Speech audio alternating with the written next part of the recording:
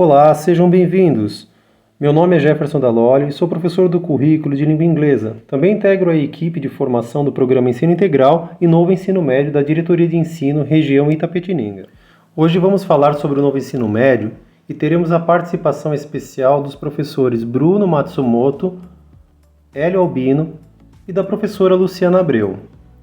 Além das contribuições mais que especiais, por meio de depoimentos e rodas de conversa, compartilhados pelos professores, gestores e estudantes da nossa diretoria de ensino.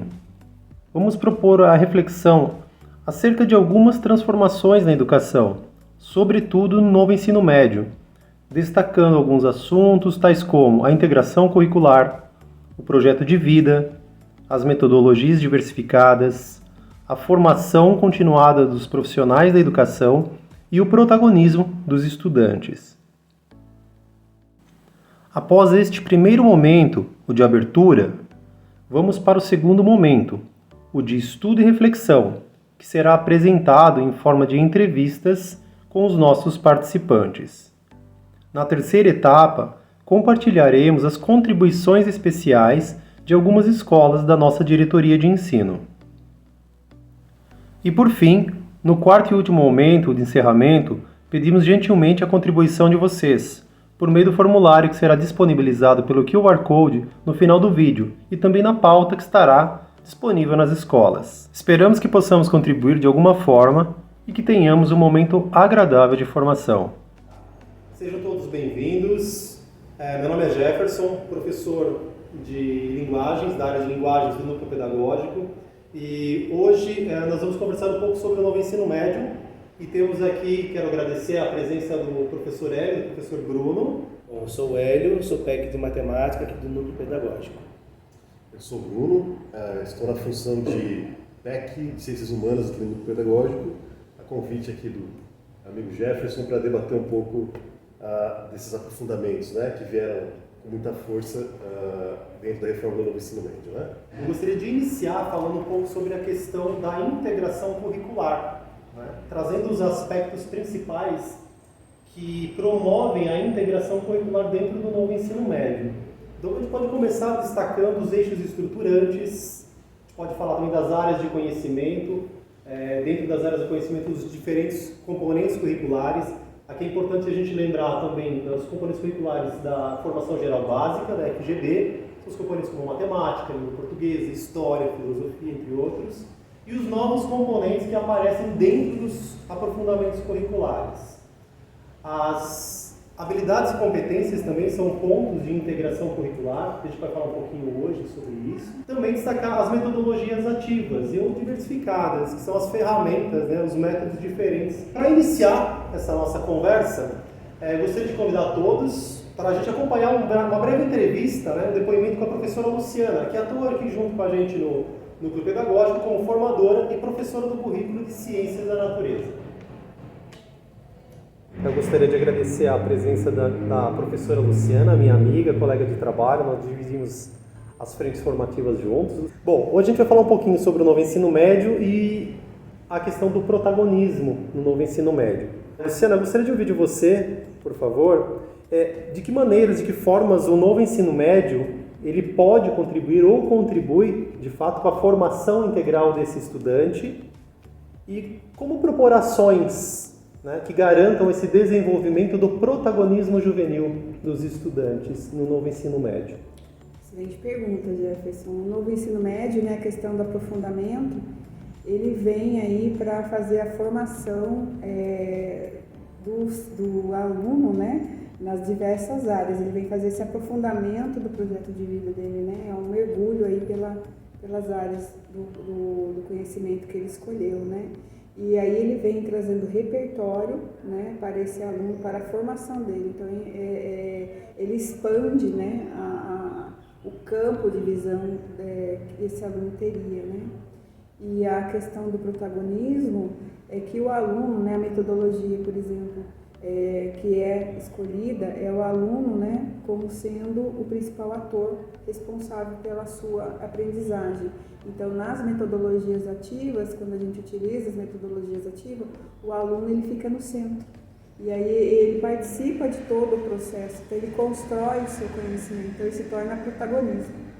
Perfeito. Quanto esse aprofundamento curricular pode contribuir para a formação desse sujeito no novo ensino médio e como que isso vai se refletir lá na frente, é possível de se refletir lá na frente pensando no mundo do trabalho? Como ele vai ter esse aprofundamento, né, o campo de visão dele amplia, de formação desse ser amplia, então ele tem repertório, ele experimenta, ele vivencia, né, em diversas áreas ali. Então, a questão de como ele conversa, na questão da linguagem, a questão da matemática, a questão dele estar preparado para fazer apresentações, né, porque ele vai aprender a se colocar, a falar, né, ele vai aprender ali, ele vai experimentar durante essa questão desses 3 anos, né, que ele está no novo ensino médio, ele vai poder aí ter várias formações e contextualização sobre o que esperar, né? Então isso ele vai ter poder de escolha, de qualidade de vida, ele vai estar mais preparado para as questões que forem apresentadas para ele no mercado de trabalho. E então, além desses resultados acadêmicos, né, a gente pensa na educação dentro da escola, os resultados acadêmicos são propostos por esses aprofundamentos curriculares, né, esses itinerários formativos. E a gente estava conversando durante esses dias, né, a gente pegou como objeto de estudo um dos mapas, um dos aprofundamentos, que é o meu papel no desenvolvimento sustentável. E eu me lembro de você ter destacado a questão de uma das metodologias ativas, numa das atividades, ali no recorte da atividade, que é a aprendizagem baseada em projetos, né? Era isso, né? E de que forma, assim, pensando nesse componente curricular, nesse aprofundamento, melhor dizendo, do meu papel no desenvolvimento sustentável, né? E essa questão do projeto, como que isso pode ser refletido lá na sociedade, pensando nos benefícios para a sociedade, além do mundo do trabalho? Então, o que acontece na metodologia baseada em projeto é que o aluno, né, como protagonista, ele vai ter pesquisar, ele vai ter que emitir uma opinião. Então tem a questão ética que vai ser trabalhada, a questão dos valores, a questão da qualidade de vida, né, que ele vai, tudo isso, toda a formação que a gente consegue dar para o nosso aluno, né, durante, né, o período em que ele está na escola, e principalmente nesses aprofundamentos, ele vai levar para si para a tomada de decisão. E aí a tomada de decisão interfere diretamente na qualidade de vida dele e da sociedade, né? Porque ele vai escolher para ele e para a sociedade. Então, o projeto ele tem a possibilidade de conhecer de forma mais geral, de forma mais globalizada sobre um assunto. Então ele vai pesquisar, ele vai ver várias frentes, ele vai se informar, né? E aí então ele pode tomar uma decisão. E essa decisão, né, conforme a informação, a pesquisa, a mediação que foi feita pelo professor, o papel do professor é muito importante na questão da mediação, da orientação desse aluno, ele vai então tomar as decisões. E essas decisões ele vai levar para a vida, ele vai então levar para a sociedade, ele vai escolher para si, para a família, para os amigos, né?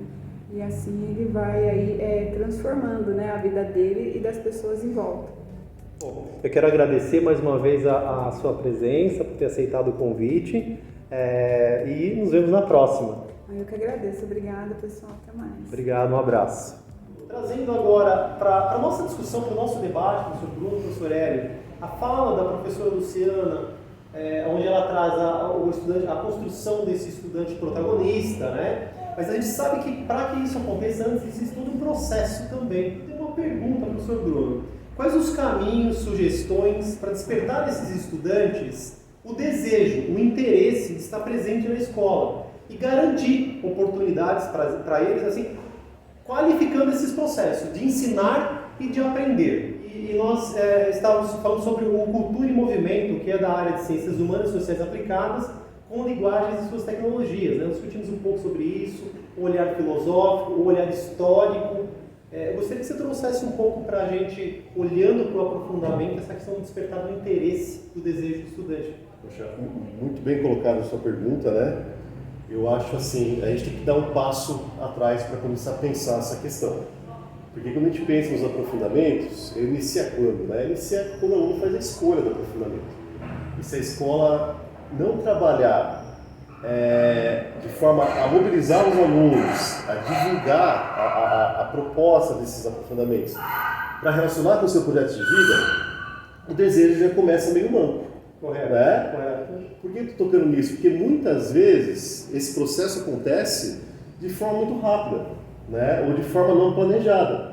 O aluno escolhe determinado aprofundamento, o desejo dele não está ali, na verdade, às vezes foi até uma escolha não muito consciente, né?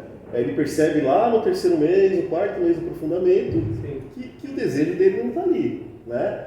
Por quê? Na FGB, que é aquela formação, enfim, que está ali planejada, a BNCC, esses tipos de questionamento, olha, a matemática que ele tem que cumprir, enfim, ele não é levado a refletir do porquê ele está ali, né? Mas o aprofundamento, ele dá essa abertura o tempo inteiro.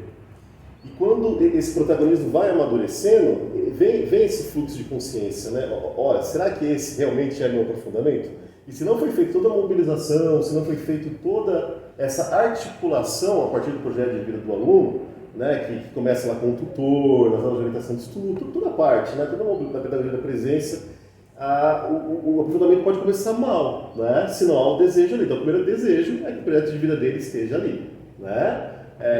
Trata-se de ensino médio, trata-se de um momento onde o projeto de vida está muito ligado ao mundo do trabalho, não é isso? Hoje já houve todo um amadurecimento, desde o 6º, 7º, 8º, 9º, os projetos de vida começam mais a observar as questões do trabalho. Ter 15, ter 16 anos, ter 17 anos, é quase natural pensar dessa forma, né?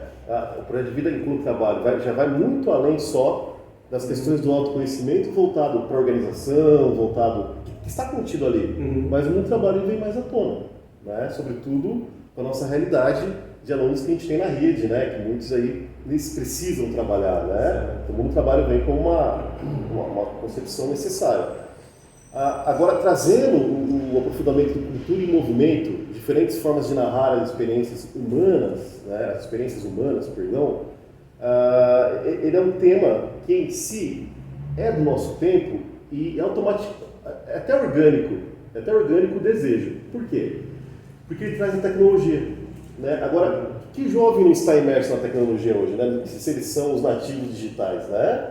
Se a grande maneira de mediar cultura, o que é cultura em movimento? É a cultura sendo mediada pelas tecnologias, né? É a velocidade da mediação cultural, é o smartphone, é o computador, é o notebook, é a sociedade do trabalho que se molda a partir das relações tecnológicas. Não há momento da vida desse aluno onde a tecnologia não está presente.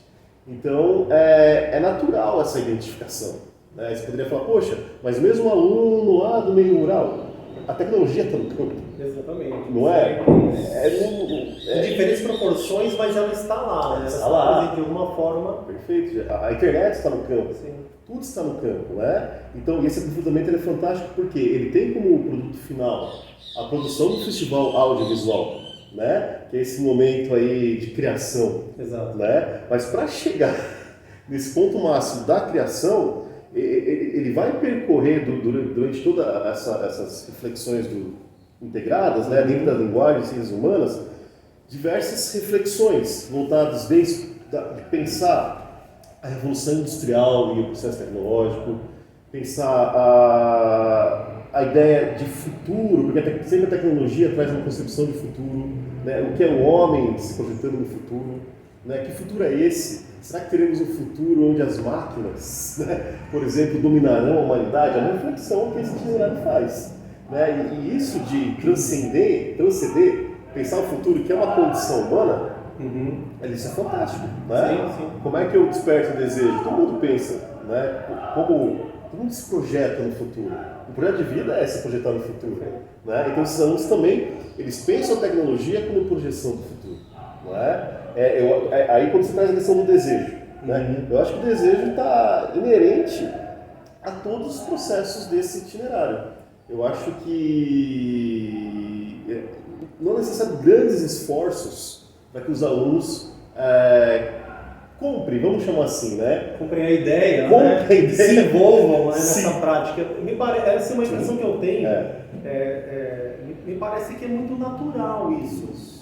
A ideia desses mapas, né, desse material de apoio, da forma como ele vem, com os aprofundamentos, a forma proposta, nós tivemos essa conversa, acho que na nossa última reunião, e falamos assim, era algo que sempre desejávamos, que a aula, que fosse proposta uma forma diferente de se trabalhar dentro da sala de aula, né? A gente sempre dizia isso, né? Eu gostaria que o currículo me desse aberturas para trabalhar de uma forma mais dinâmica, que trouxesse uma atração diferente, um desejo maior, né? Então eu acredito que isso vem também colaborando nesse sentido, né? Essa abertura que o material traz. Eu acho que o desejo, quando se traz a partir desse olhar, é aquilo que é significativo, né? E o que é significativo é onde o aluno consegue se reconhecer, né? Se reconhecer e ele consegue acomodar esse volume de informação que ele vai ter na aula, né? O significativo é isso, né? Quando aquilo que é pensado, aquilo que é refletido,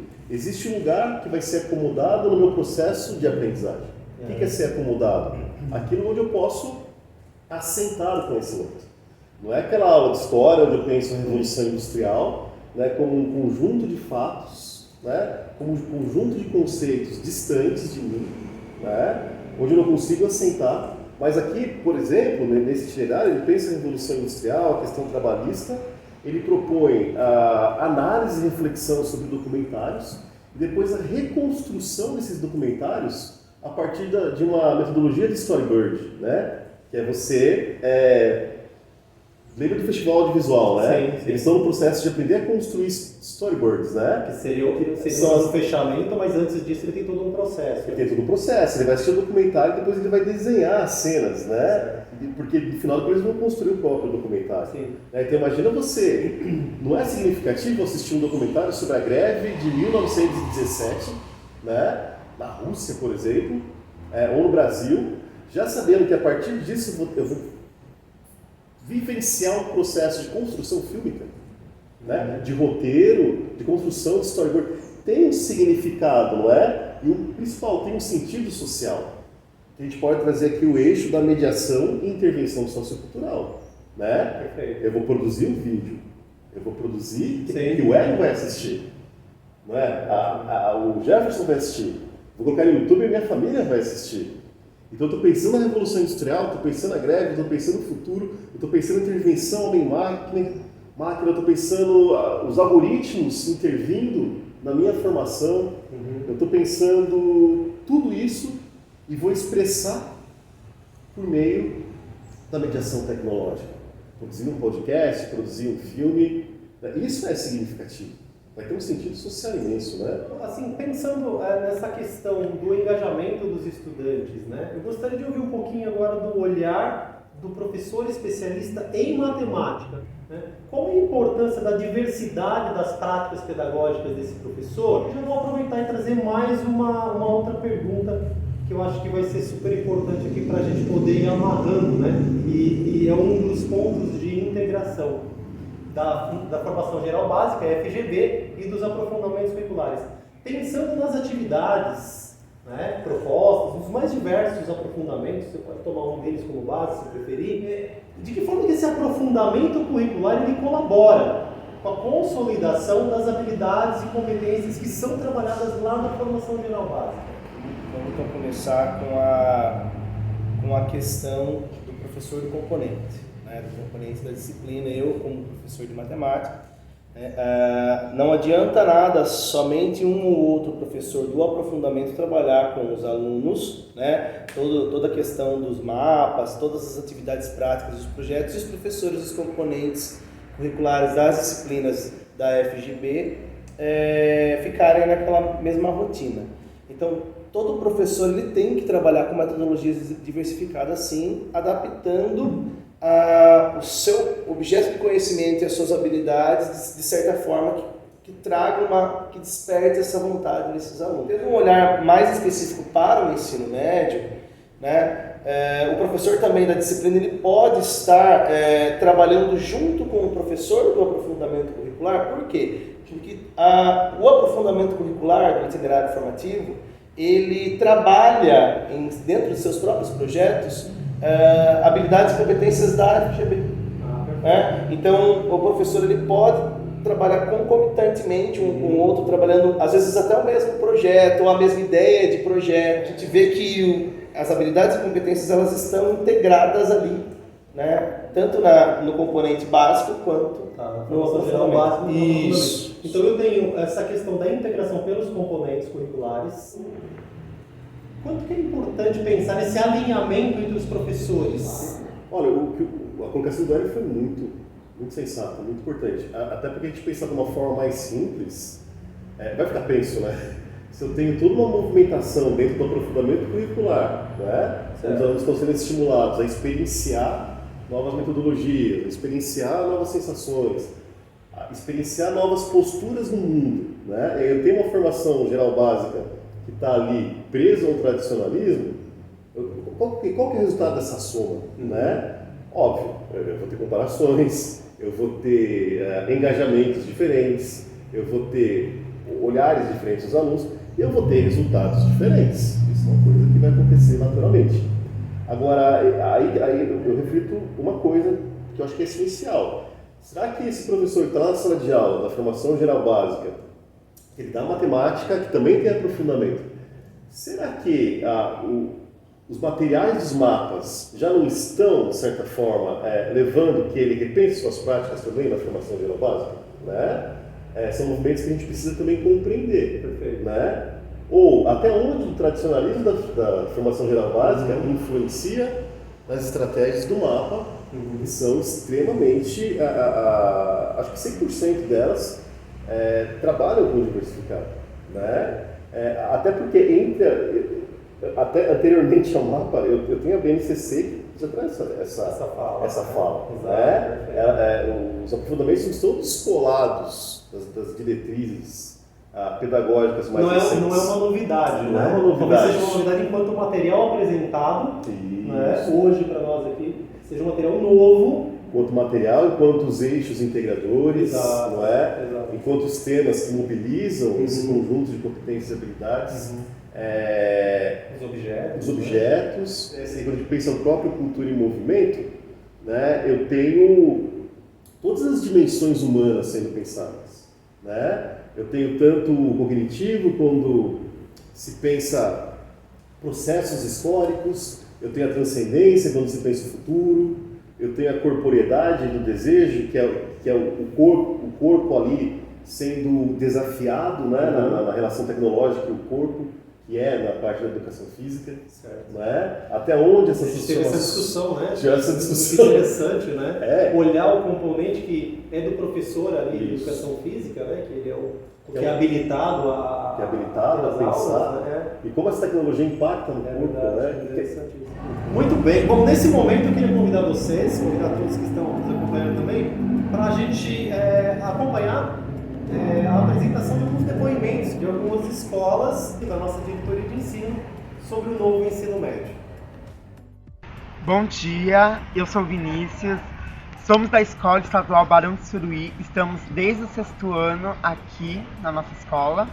Bom dia, meu nome é Giovana, estou aqui desde o 6º ano também. Bom, viemos falar sobre a nossa convivência da matéria Projeto de Vida desde o 6º ano e também da convivência do novo ensino médio que estamos passando atualmente. Bom, a minha convivência do projeto de vida da matéria para mim foi uma experiência incrível, porque me ajuda a descobrir outras perspectivas para eu continuar pensando no futuro, olhar mais para frente no meu projeto de vida em si. Que é incrível o que a matéria faz para mim na minha vida. Bom, as aulas de projeto de vida me ajudaram muito a amadurecer e a fazer novas escolhas, porque no 6º ano para cá, o meu projeto de vida mudou totalmente. Os professores me ajudaram muito nas escolhas do meu projeto de vida e hoje eu me encontro no rugby, que também os itinerários informativos me ajudaram bastante relacionado à cultura de outros países. porque muitas pessoas de outros países vêm para cá para nos ajudar a ensinar mais, ensinar outras culturas, porque é isso que o Rugby faz. Ele ensina nós. E os itinerários informativos é legal porque eles trazem disciplina, a postura, respeito, diversas outras coisas, que ajudam muito no desenvolvimento. E aliás, também ajuda na tecnologia, que estamos aprendendo também no nosso itinerário de linguagens, o que é muito legal da parte do itinerário. Formar jovens com já tecnologia depois de uma pandemia é uma coisa surreal, porque você aprende várias coisas sobre a área e você se aprofunda mais nisso, entendeu? E é o que eu também faço, né? Eu entrei no Salles, no curso técnico daqui da minha cidade, e graças ao projeto de vida, graças às aulas, eu consegui pensar melhor e focar mais no meu projeto de vida. Então é isso, muito obrigado pela oportunidade, e é isso. Agradecemos. Olá a todos, tudo bem? Meu nome é Aline, eu sou coordenadora da Escola Desembargador Bernardi Júnior, estou representando a gestão da escola, né? Na nossa escola nós temos 2 itinerários formativos, né? Um relacionado às áreas de ciências da natureza e linguagens e códigos, e o outro itinerário que é relacionado às disciplinas, né? A área de ciências humanas e de matemática, né? Então, para começar aqui, nós temos todos os professores de itinerários formativos da nossa escola. Para começar um pequeno bate-papo, queria perguntar para vocês qual que é a importância do uso das metodologias ativas no dia a dia, dentro dos itinerários formativos. O que vocês acham? Eu acredito que ela possibilita estarmos trabalhando de uma forma assim mais informal, né, como aluno. Eu acho assim que o aluno se sente mais útil, né? A gente pode estar relacionando, né? Fazendo relações de todas, né? Os conteúdos, né? Fazendo essa relação e trabalhando social, cultural, político. Então a gente pode estar sempre fazendo essa relação de todos os conteúdos. Ou quando a gente trabalha a questão do protagonismo, né? Por exemplo, em sala de aula invertida, que em itinerário a gente pode trabalhar bem, porque ele coloca ele como destaque principal ali, né, naquele momento. Em sala de aula, às vezes, não dá para focar nessas questões de metodologias ativas. Mas o itinerário ele dá essa amplitude para a gente trabalhar. Ele possibilita que você tenha teoria e prática, né? Faz com que a vivência se amplie. E relacionar mais com o projeto de vida, né? Dos sim, estudantes. sim. O que depois vai significar mais o contexto geral. Porque aí ele não tem mais aquela questão de eu não vou usar nunca isso, não vou usar isso para nada. E aí a liberdade que o itinerário nos dá, principalmente de usar metodologias ativas, tecnologia, aula invertida, desconstrução da sala de aula normal, possibilita que o aluno pega o modo teórico, coloque na prática e fala assim, não, eu consigo enxergar isso aqui na minha vida. É trabalhar habilidades, né? Descobrir novas habilidades, né? Novos caminhos e por onde ele percorrer, né? Isso. E o mais interessante também que eu acho é que o aluno ele escolhe, né? Ele tem essa possibilidade de estar escolhendo o itinerário que ele vai querer e aprofundar a disciplina que ele deseja. Agora, para finalizar, mais uma questão aqui pra gente é sobre os alinhamentos, né? Os alinhamentos dos componentes curriculares dos itinerários, né, do novo ensino médio, com vista no aprofundamento curricular das habilidades do currículo paulista, né? Como que a gente utiliza essas habilidades que a gente desenvolve nos itinerários formativos, como que a gente faz essa relação com as habilidades que estão nas disciplinas da BNCC. Como é para vocês? Eu acredito que nesse perfil, né, que a gente trabalha com linguagens, né, e ciência da natureza, a gente percebe que todos nós temos que estar alinhados. Então a gente sabe como que cada professor está trabalhando no seu itinerário. Por quê? Um precisa do outro. E o aluno também, a gente pode estar entrando na sala, ajudando o professor, a gente sabe o trabalho que ele está tendo e a gente sabe, para o meu itinerário, dá certo, eu preciso então estar passando para a professora de português, a Sônia, e ela vai estar relacionando porque ela vai fazer um artigo científico. Então ela precisa de todo o apoio das pessoas que estão fazendo o itinerário. Exato. E nesse trabalho em conjunto, do itinerário da Fernanda, do meu, da Aline, do Claudemir, da Sônia, nós fizemos uma pesquisa de campo, os alunos conseguiram identificar qual que era o problema ou aonde eles queriam chegar, e eles estão criando um protótipo na minha aula, junto com a aula da Fer, da Aline e do Claudemir, para assim criar um artigo científico para o itinerário da Sônia. Então, um está ligado com o outro, né? É legal o fato de você ver também, quando a gente trabalha com um pouco mais de liberdade no itinerário, eles conseguirem levar isso para as aulas, né, da BNCC. O crescimento, e a gente vê assim plenamente o protagonismo nessas salas, cada dia se tornando mais presente. Eu gostaria de agradecer a todos vocês, né, pela fala de vocês, né, por essa troca de experiências que nós estamos tendo, né, nesse momento, né, e é isso, esse daqui foi um pouco das práticas que a gente desenvolveu aqui na nossa escola. Olá, eu sou a Cristiane, CGPG do Ensino Fundamental. Eu sou a Daiane, CGPG do Ensino Médio. Nós somos da Escola Maria Imaculada, daqui de Serapuí, e vamos compartilhar um pouquinho da experiência que tivemos com uma trilha formativa sobre metodologias ativas. Isso, essa trilha está presente no nosso plano de melhorias, porque havia necessidade de mudar as nossas aulas. E a metodologia ativa, ela permite essa transformação da aula de uma experiência mais viva e significativa de aprendizagem.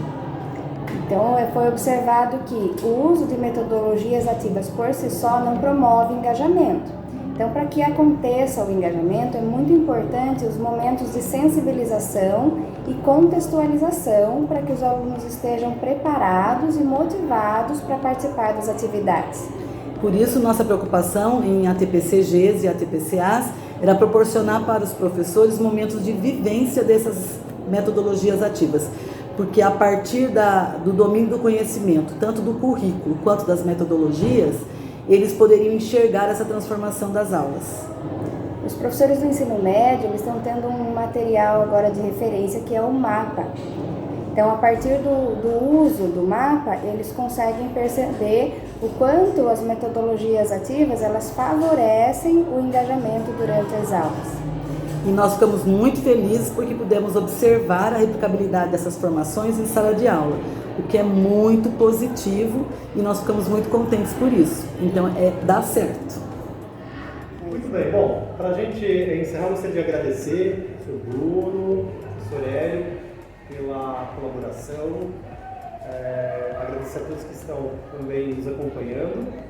E aí a gente deixa um forte abraço e até a próxima.